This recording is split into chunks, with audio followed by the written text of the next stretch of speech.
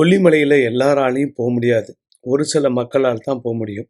கொல்லிமலையில் சில ரகசிய இடங்கள்லாம் உண்டு.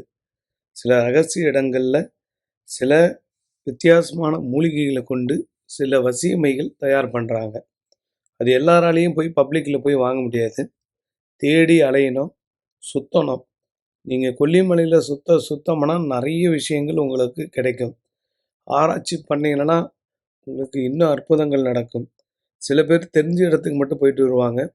சிலதெல்லாம் டீப்பாக உள்ளே போய் ஆராய்ச்சி பண்ணி சில பொருட்களை வாங்கிட்டு வந்தீங்கன்னா அது கூட உங்களுக்கு யோகம் தரும். எங்ககிட்ட வித்தியாசமான சில வசியமைகள் கொல்லிமலையிலேருந்து தயார் பண்ணி கொடுக்குறாங்க.